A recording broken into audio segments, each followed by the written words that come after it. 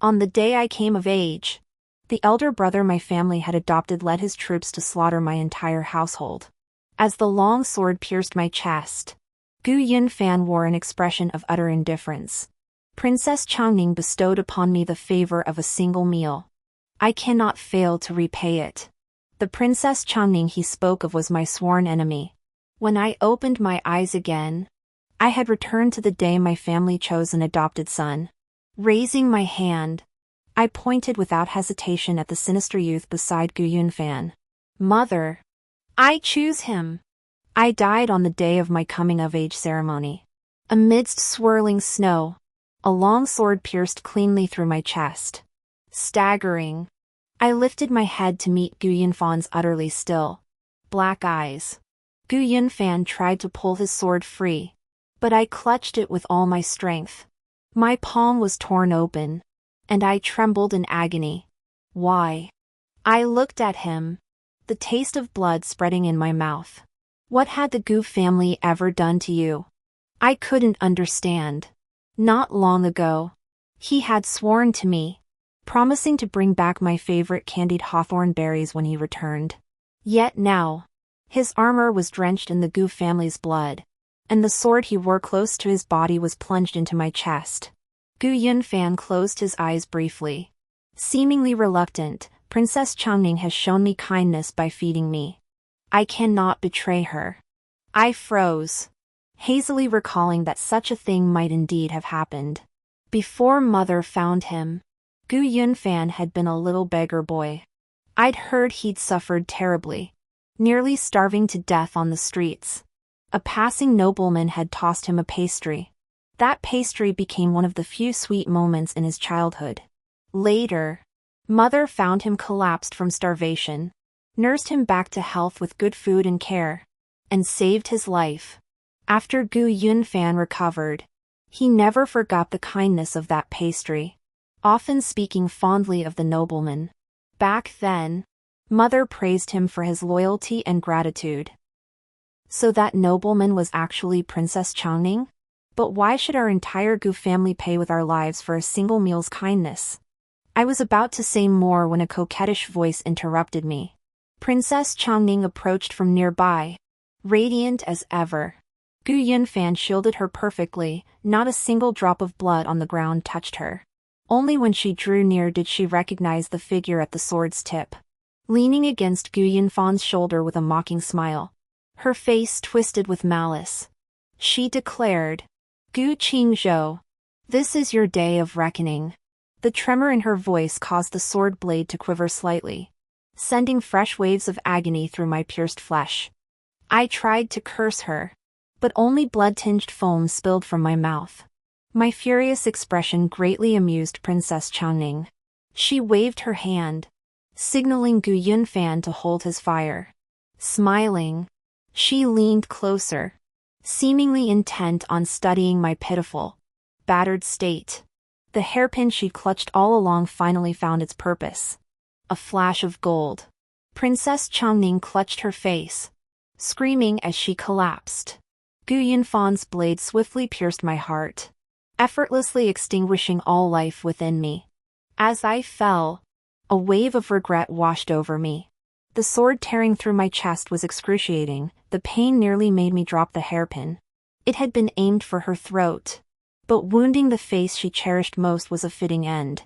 My eyes widened, refusing to close. They say hearing is the last sense to fade when one dies. In the final moment before my consciousness dissolved, I heard someone rushing over, "My lord." Aside from Gu Shirsan escaping wounded, not a single soul of the Gu family remains alive. "Young lady, it's time to rise. Today is a grand occasion, the young masters are all waiting in the courtyard." Luoyu swiftly stepped forward to lift the canopy for me.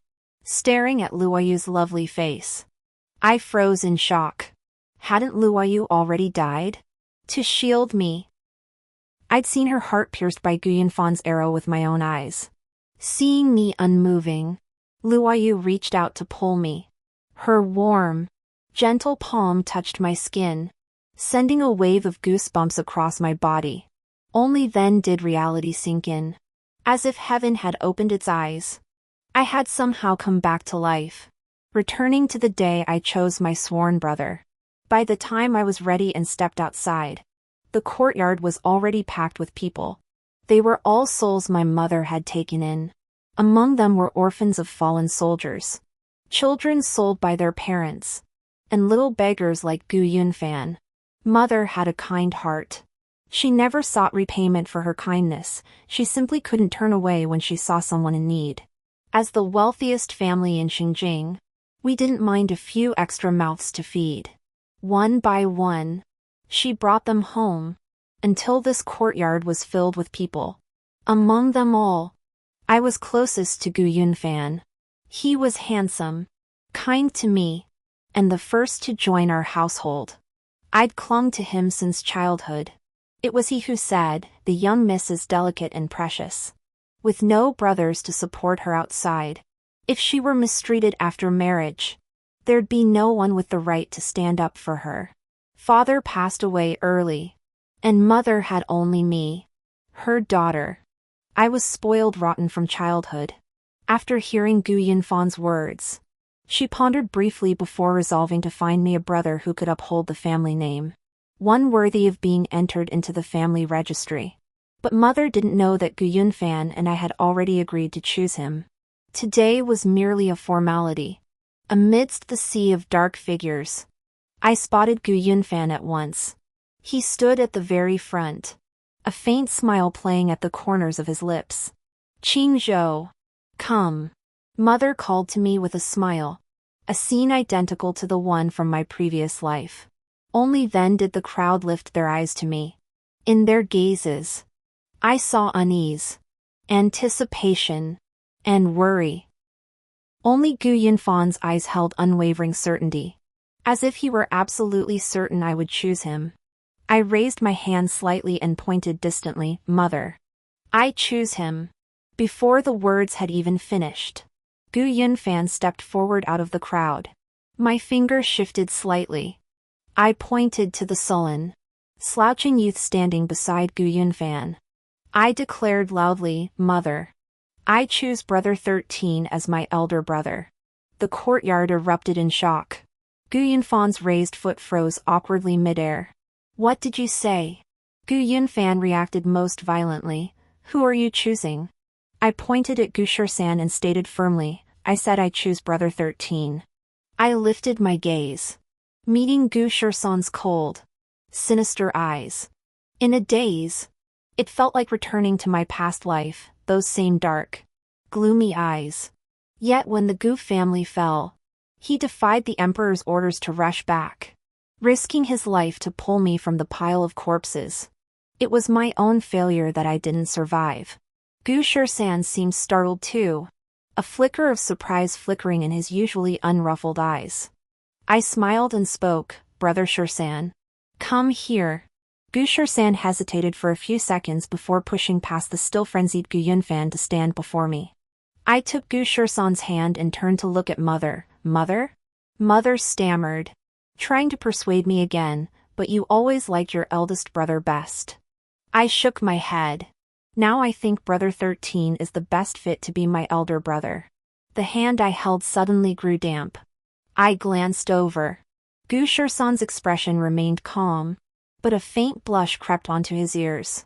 Mother's suspicious gaze darted between us several times before she finally announced Gu Shisan as the Gu family's legitimate heir. "I refuse!" Before Mother could finish, Gu Yunfan cut her off with fury. He stormed to my side. "Gu Qingzhou, how could you not choose me?" He turned to Gu Shisan, but meeting those utterly indifferent eyes, he instinctively stumbled back. After a long pause, he finally spat out with disgust, "Qingzhou, how could you choose such a thing?" Gu Shisan was picked up by Mother during a cargo escort. They said they found him tearing at the bloody flesh of some creature, his mouth foaming with blood. All around him lay the corpses of bandits. Mother said it was likely Gu Shisan's family, encountering bandits, had abandoned him as a burden and fled. Later, the bandits probably fought over the spoils, and that's how Gu Shisan managed to survive. Mother saw he was dressed expensively and thought someone would come looking for him. But after waiting at the spot for 2 full days with no one coming, she brought Gu San back to the Gu residence. Gu San was taciturn and gloomy. And after what he'd been through, everyone gradually came to regard him as a freak. Listening to Gu Yunfan's incessant chatter, the person beside me instinctively loosened their grip on my hand. I turned to look. Gu San's expression was somewhat subdued. I took a deep breath and clasped Gu San's hand tightly once more. Then I kicked Gu Yunfan squarely in the chest. Caught off guard, Gu Yunfan tumbled backward. I towered over him, my voice icy. From now on, Gu San is the legitimate eldest son of the Gu family, my elder brother. Gu Qingzhou. You dare slander him? You have no right. Gu Yunfan looked up at me in disbelief. I spoke coldly, Gu De. Committing insubordination is a grave offense. Take him away and lock him in the woodshed. At the mention of Gu De, Gu Yunfan froze. Among the foundlings adopted by the Gu household, Gu Yunfan was the eldest and the only one whose name wasn't assigned by birth order. Everyone knew of his close relationship with me. Addressing him respectfully as young Master Yunfan, the title Gu De felt like a humiliating rebuke to Gu Yunfan. His face drained of color instantly. Before he could react, several servants moved to drag him into the woodshed. Gu Yunfan tried to struggle, but Mother shouted him off. They stuffed a cloth in his mouth and tossed him into the shed. Mother looked at my icy expression, opening her mouth as if to say something. But in the end, she only sighed helplessly. After the crowd dispersed, Mother called me into the house. She looked at me for a long moment before speaking slowly. Qingzhou, what has gotten into you today? I met her motherly gaze. And in that instant, I seemed to see her again, thrown into a pack of wild dogs by the loaning princess, who had laughed cruelly. My nose stung with tears. Mother, do you trust me? I recounted the entire sequence of events to Mother. The fury in her eyes when she heard about Gu Yunfan plunging his blade into my chest was almost impossible to conceal. She slammed her hand on the table, her voice gritted with rage. How dare he? With that, she lunged for an ancient blade on the nearby display shelf, intent on slashing Gu Yunfan to death. I rushed to restrain her. If I could, I would have slit Gu Yunfan's throat the moment I woke. But it was impossible. Gu Yunfan wasn't a Gu household servant. Mother had even funded his studies to become a Jiren scholar. Unprovoked murder of a scholar candidate was a grave crime. Though the Gu household appeared to be thriving, it was actually precariously balanced. Unable to withstand such turmoil, Mother seemed to have come to the same realization. She sank down, looking utterly defeated. Are we just going to let that beast off?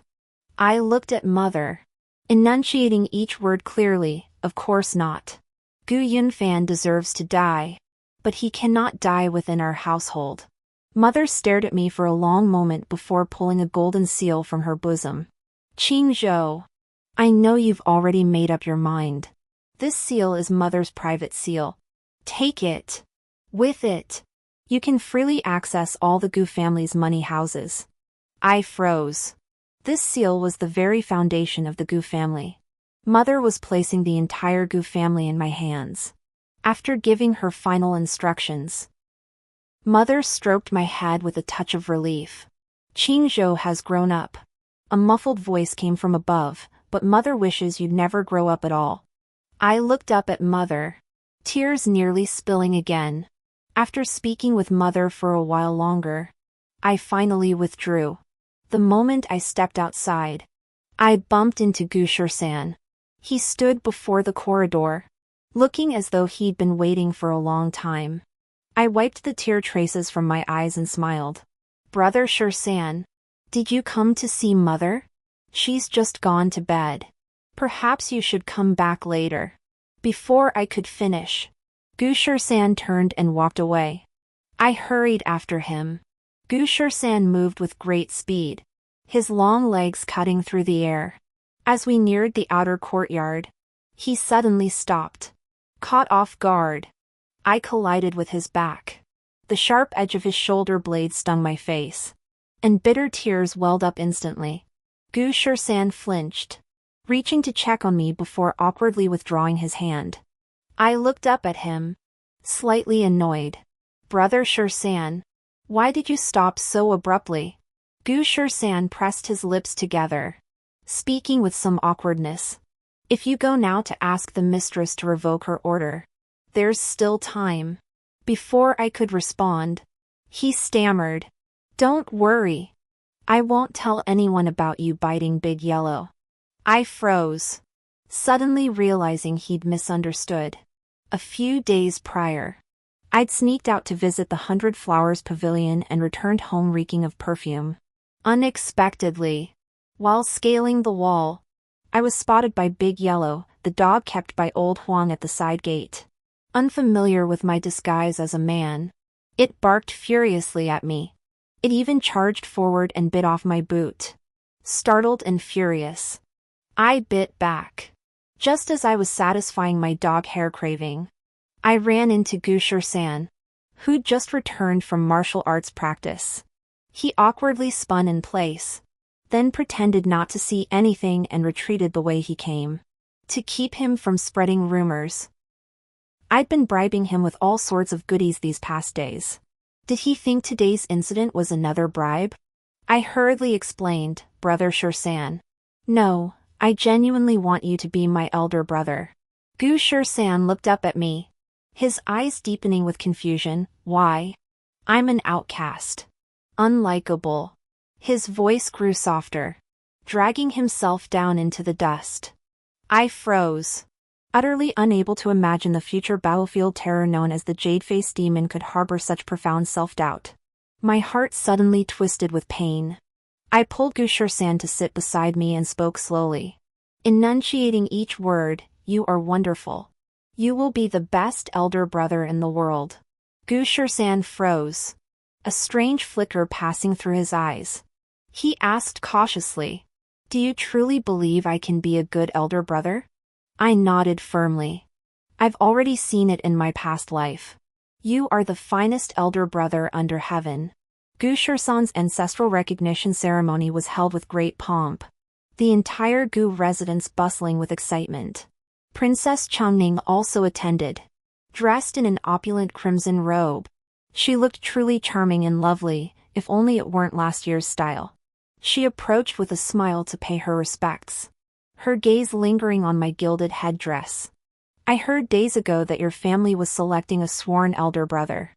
I assumed it would be that Gu Yunfan you protected recently. In my past life, when Princess Changning hosted a gathering at Drunken Immortal Pavilion to invite scholars from across the land, Gu Yunfan, not knowing his place, went as well. He presented himself under the name of the Gu family of Xinjing. Who in the world didn't know the Gu family possessed vast wealth? Yet the household was run by two women famously known as the goddesses of wealth. Had anyone ever heard of a Gu man holding sway? Gu Yunfan was barred from entry. Princess Changning leaned against the railing, gazing at him and sneered. Merely a dog kept by the Gu family. Yet he dares to trespass upon my banquet. News of Gu Yunfan's humiliation reached my ears, and I spurred my horse straight into Princess Changning's banquet. Surveying the Drunken Immortal Pavilion, I snorted coldly. I expected some grand affair. Yet it's so shabby.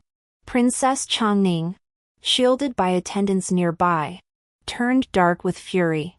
Princess Changning's status wasn't particularly exalted. Her father, the disfavored princein, held a pitifully small fiefdom, leaving even the princess living in straitened circumstances.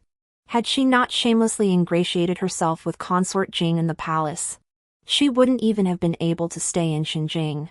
Princess Changning had always disdained my lavish spending, openly and covertly berating me as a nouveau riche. But I heeded my mother's advice and never stooped to her level. For Gu Yunfan's sake, I confronted her head-on for the first time. Though the Gu family were merchants, my maternal clan had fought alongside His Majesty to establish the empire. My mother and Her Majesty the Empress were childhood confidants, bound by handkerchiefs since their youth. Though Princess Changning seethed, she held no sway over me. I tugged at Gu Yunfan's sleeve, urging him to leave, yet he stared fixedly in Princess Changning's direction. It was likely then he recognized her as the noble lady who had once bestowed a pastry upon him. It was also after that incident that he voluntarily entered the Gu family genealogy, using the Gu family's wealth to plan a bright future for himself and Princess Changning. Watching Princess Changning still chattering incessantly before me, a sharp insight flashed through my mind. Suppressing my disgust, I let two unnatural blushes rise to my cheeks. Are you speaking of Brother Yunfan? I lowered my voice. I've long admired Brother Yunfan. Mother said he's destined to be my husband. Princess Changning froze for a moment before snorting coldly. To discuss your marriage in public like this, shameful indeed. She swept her sleeves and left. Watching her retreating figure, a mocking smile curved my lips. The banquet was a resounding success. Just as I finally caught my breath, Luoyu approached. Her brows furrowed. Guda escaped in the chaos, idly flicking the beads of my abacus. I murmured, "Did you see where he went?" Luoyu nodded. The men following him saw Gu Yunfan climb into a green canopied carriage drawn by two dappled horses. Only then did I exhale deeply. At last. I'd tossed this hot potato away. Princess Changning had always disliked me. Whatever I desired, she would inevitably seize. Gu Yunfan was no exception. After I brought Gu Yunfan out of the drunken immortal pavilion in my previous life, Princess Changning's attitude toward him shifted completely. Their alliance solidified once Gu Yunfan was formally recorded in the Gu family genealogy, and the Gu clan began valuing him more. Recalling that past life, more than one person warned me about Princess Changning and Gu Yunfan growing increasingly close. But back then, I was as thick-headed as a pig. Gu Yunfan had always doted on me. Knowing my long-standing animosity with Princess Changning, and having been publicly humiliated by her myself, how could there be any talk of closeness? Looking back now, it was my own blind trust in Gu Yunfan that blinded me. Gu Yunfan constantly clamored to repay the debt of that single meal.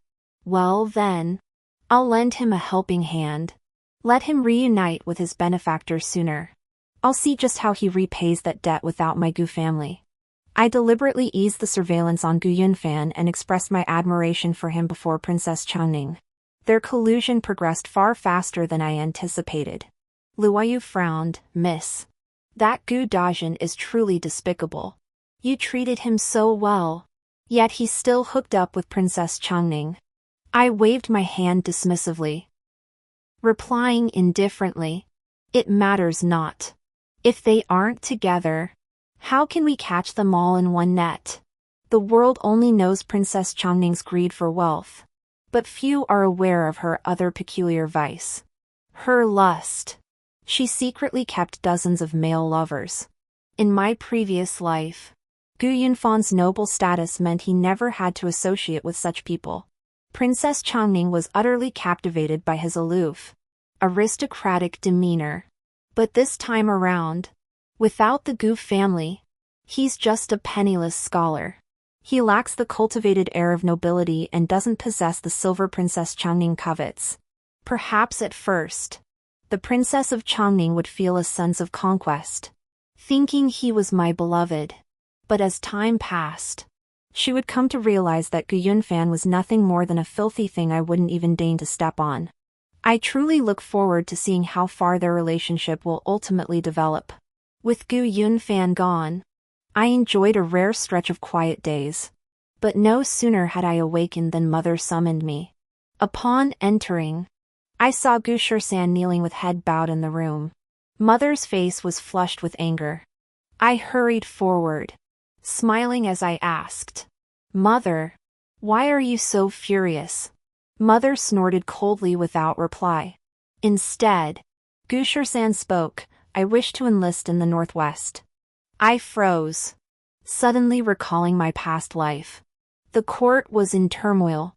Barbarian tribes invaded the Northwest. and waves of refugees flooded into Xinjiang. It was the same scene. Only Gu Yunfan was kneeling here then. Mother feared for his safety and eventually secured him a rear echelon position transporting provisions. But Gu Yunfan embezzled military funds. When discovered, he knelt weeping at Mother's feet. Mother collapsed in anger. Provisions were the lifeblood of soldiers on the front lines. When pressed where he'd hidden the money, Gu Yunfan refused to speak. Mother's heart softened. She urgently mobilized the Gu family's wealth to purchase supplies for the troops. But it was too late. Only at my deathbed did I learn the truth. Part of those provisions and funds had been funneled by Gu Yunfan to finance the eldest princess's extravagance, while another portion was gifted to Prince Shou. Prince Shou was the son of consort Jing.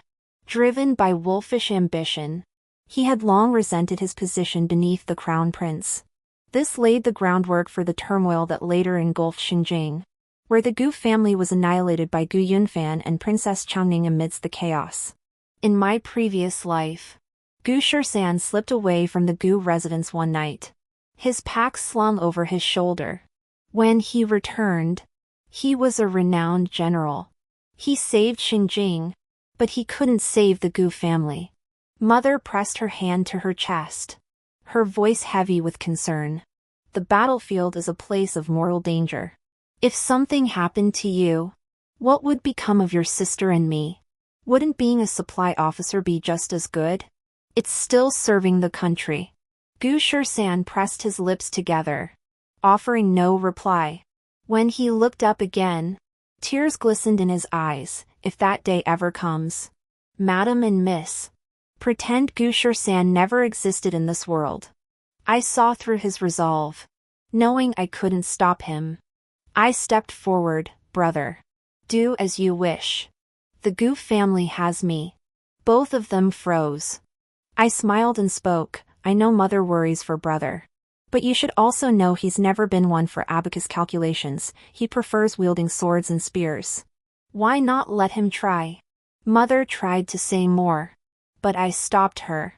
I saw Gu Shursan out the door. He opened his mouth, his eyes brimming with regret. I understood his thoughts. Mother wanted him to protect me, to protect the Gu family. Yet he was determined to go to the battlefield. I smiled helplessly. I too wished to contribute to the nation, but bound by my status as a woman, I can only remain confined to this corner of the courtyard. I hope you will slay many enemies, including my share. The guilt in Gu Shursan's eyes faded slightly. As his back receded, I called out clearly, blades have no eyes. Please, brother, take utmost care. Gu Shursan left once more. But unlike in my past life, he wasn't slipping out alone in the dead of night.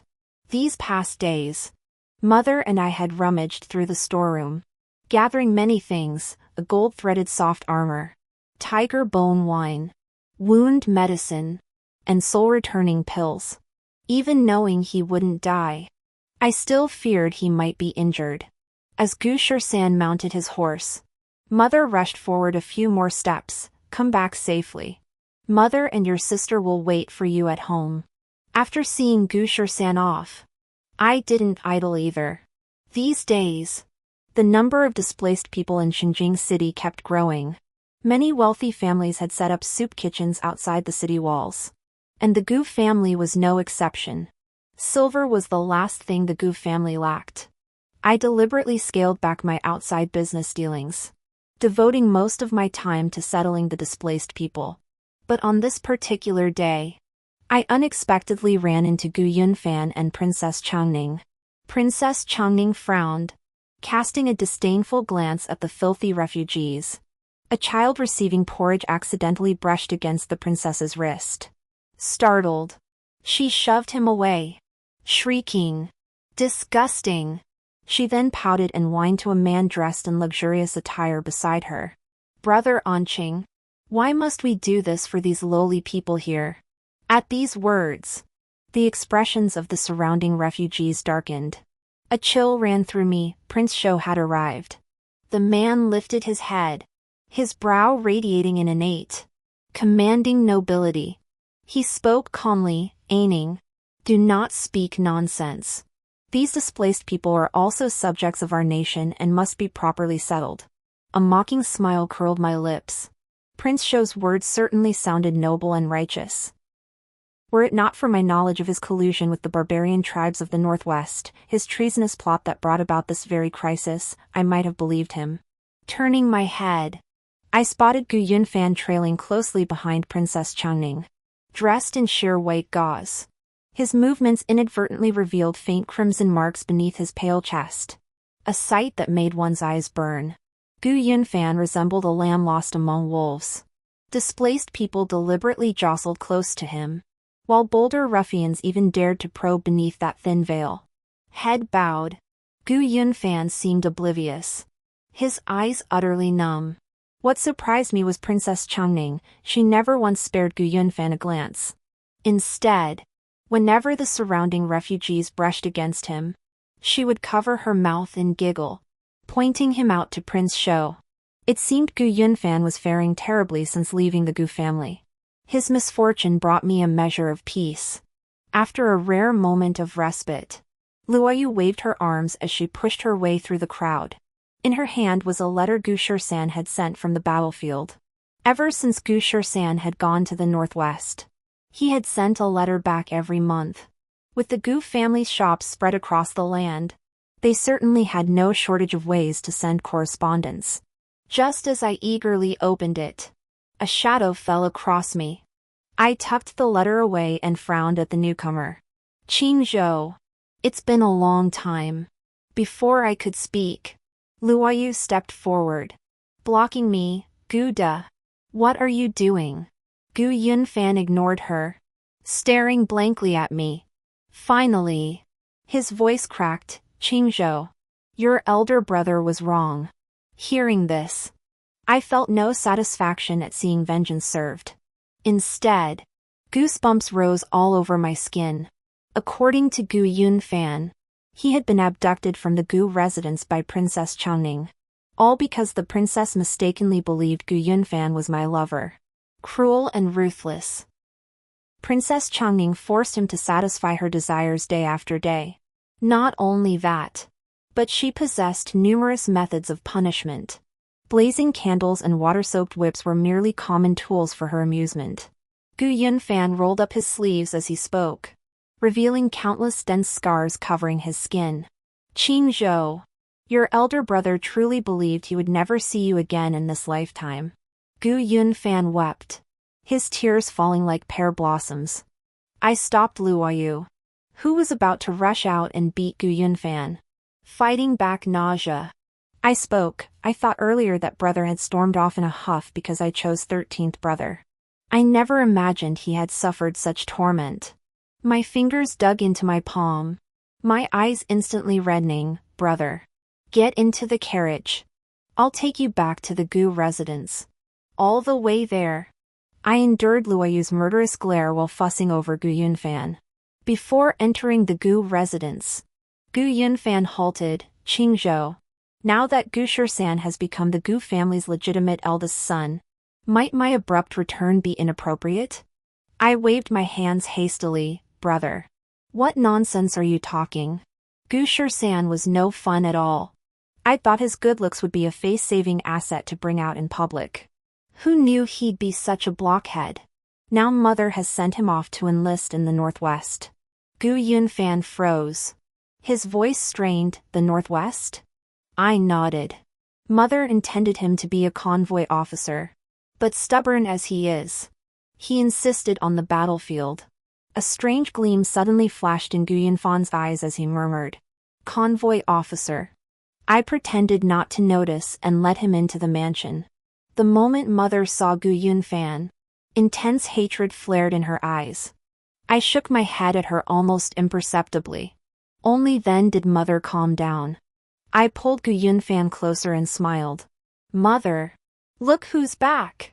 Mother caught my glance, pulled Gu Yunfan into her embrace, and cried out hoarsely, child, where have you been all these days? Another grand reunion scene unfolded. Only after both sides had calmed down did I lead Gu Yunfan inside. Mother was indeed a seasoned fox. Seeing my attitude toward Gu Yunfan, she knew exactly how she should behave. She wiped away non-existent tears from the corners of her eyes and choked out, "Yunfan, where have you been all this time? Qingzhou and I have been searching for you. You know Qingzhou has a childish temperament, she acts on impulse. That's why she chose Gu Shisan. But deep down, she still longs for you." Her voice trembled as tears threatened to spill. I couldn't help but admire Mother's skill at telling blatant lies with a straight face. Gu Yunfan and Princess Changning had been under constant surveillance by the Gu family. We knew exactly how they were faring. The day we learned Princess Changning had berated Gu Yunfan as a good-for-nothing freeloader, Mother was so delighted she polished off 2 whole pork knuckles. Gu Yunfan cleared his throat, tears welling in his own eyes. Son knows he was wrong. Another bout of wailing ensued. I rolled my eyes and urged Mother to get to the point. Mother reined in her acting. Her eyes red as she spoke, "Yunfan, what are your plans moving forward?" Gu Yunfan pondered for a moment before slowly replying, "This son wishes to enlist in the Northwest, earn military merit, and protect Qingzhou in the future." Before he could finish, Mother wailed, "No. That troublesome child Shisan has already gone. I cannot stand by and watch you go to your death too." Then her tone shifted, "Listen to your mother. Become a supply escort officer, that too serves the nation." Gu Yunfan pondered again before nodding reluctantly. The military order arrived swiftly. Gu Yunfan set out on his mission to escort provisions. Only after waving her handkerchief and playing the devoted mother to see Gu Yunfan off did Mother turn to me, "Qingzhou, what devilish scheme are you cooking up?" I smiled without answering. But shortly after Gu Yunfan's departure, a caravan of Gu family merchants set out for the Northwest as usual. These days, I continued my daily trips outside the city to distribute porridge. Feigning utter ignorance, I encountered Princess Changning numerous times. Each encounter revealed her attire growing increasingly opulent. Even her carriage now drawn by prized Ekeltec horses. Countless times, she'd approach me, her head adorned with jewels and pearls, mocking the coarse linen robes I wore for ease of labor. I had no desire to engage her. Those who suddenly strike it rich often fail to grasp the wisdom of discretion. The Princess of Changning was too preoccupied with flaunting her wealth before me to notice the hungry, resentful stares of the surrounding refugees. At first, Prince Shou would gently remind her, but gradually he stopped coming altogether. It seemed he no longer needed to put on such a show before the people. On the 10th day of Prince Shou's absence from the soup distribution, I frowned at the sight of refugees suddenly swarming in numbers tenfold greater than before. No sooner had I dragged my weary body home than chaos erupted outside. Luoyu stood beside me, panic-stricken, her eyes wide with disbelief. She stammered, trembling, "Miss." She swallowed hard. "Has Prince Shou truly rebelled?" I patted her hand reassuringly. "Rest easy. The palace has long been prepared. Our concern should be ourselves. In my previous life, when the embezzlement of provisions was exposed, the emperor flew into a rage upon hearing the news and ordered a thorough investigation. Upon returning to the palace, he coughed up blood. The barbarian tribes in the Northwest, who had been steadily retreating, suddenly launched a desperate counterattack. Deprived of rear supplies, our forces held out for days before collapsing into disarray. Amidst this internal turmoil and external crisis, Prince Shou raised his banner in rebellion. After luring and killing the empress, he forced his way into the palace to seize the throne. The very capital for his uprising? The embezzled military funds. It was during this chaos that Gu Yunfan returned with Princess Changning. Claiming to escape the turmoil, he tricked open the gates, then struck down old Huang with a single sword thrust. Immediately after, the Gu family faced annihilation. Holding my long sword, I heard the knocking at the door, exactly the same as in my previous life, and a mocking smile curled my lips. Did they think they could win again this time? I nodded to old Huang. He trembled as he opened the door. Outside stood Gu Yunfan, clad in official robes, his face utterly composed, betraying no trace of panic. Spotting me at the doorway, he froze momentarily, about to speak. Princess Changning peered over his shoulder, flashing me a malicious smile. She tugged at Gu Yunfan's sleeve, her voice sweet and coquettish. Yunfan. The last trace of reluctance vanished from Gu Yunfan's eyes. He raised his hand and bellowed, "Attack!" A deathly silence fell. Princess Changning's smile froze on her face. Gu Yunfan turned back, looking somewhat bewildered, immediately followed by the sound of blades piercing armor. Soon, dozens of figures emerged from the pool of blood. I looked at the people before me with deep satisfaction, unable to suppress the thought, money really is a wonderful thing. Had I not paid a hefty sum, these martial arts masters would never have served me. Though the Gu family had no shortage of guards, Gu Yunfan knew exactly how many there were and where each was stationed. That's why, since returning, I'd been quietly recruiting outside talent. I casually tapped the sword hilt and chuckled. Mr. Gu. Surprised? Unexpected? The color drained from Gu Yunfan's face. His voice rasped. You tricked me? I nodded with righteous conviction. As she was bound, Princess Changning still screamed curses. Gu Qingzhou. You bitch! If you dare touch a single hair on me, Brother Anqing won't let you off. Tired of her chatter, I swung my sword. With a sharp crack, half of Princess Changning's tongue rolled twice on the dusty ground. I smiled. Did you think Prince Shou would survive? Princess Changning, seemingly still reeling from the pain of her severed tongue, struggled and lunged forward. I swung my sword again with a cold gaze. Gu Yunfan instinctively reached out and gripped the blade as I swung it once more. He frowned. Qingzhou. That's enough. Watching him scold me like this, I wanted to burst out laughing. He couldn't possibly think he was still that beloved older brother of mine. With a slight exertion, Gu Yunfan's palm was sliced clean off. Half a hand rolled onto the ground, joining the Princess of Changning's severed tongue. I examined my exquisitely crafted sword with satisfaction. Truly, it sliced bone like mud. Gu Yunfan likely hadn't anticipated I'd actually strike him. Shock filled his eyes, even as he was pinned to the ground.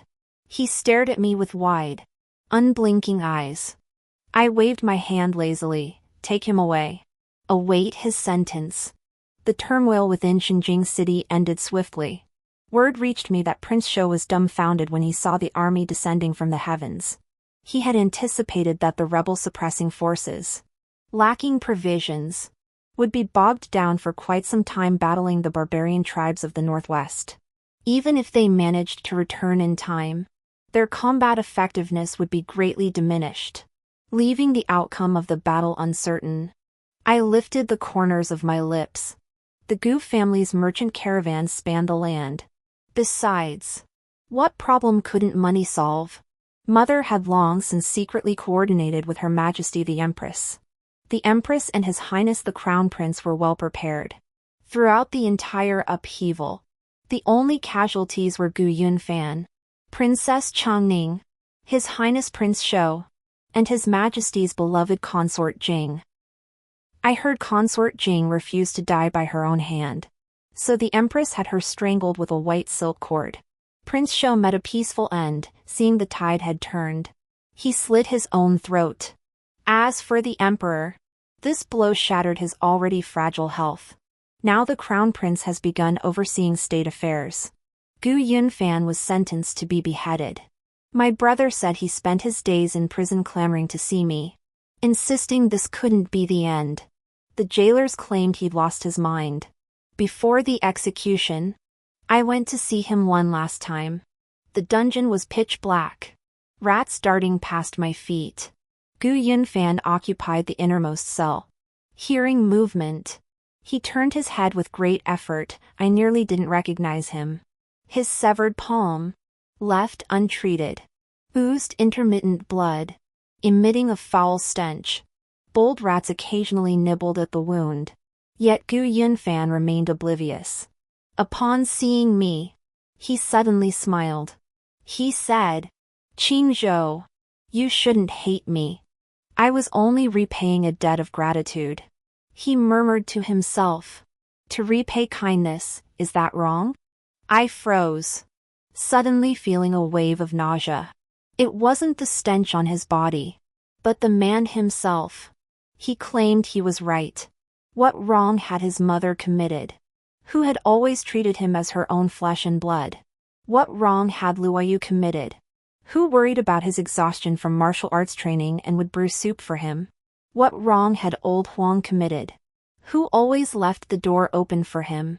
What wrong had the 100 or so lives of the Gu family committed? I suddenly realized that Gu Yunfan was rotten to the core.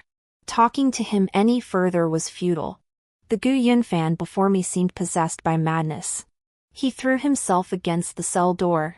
His face contorted in fury. Gu Qingzhou, I only wanted to repay a debt.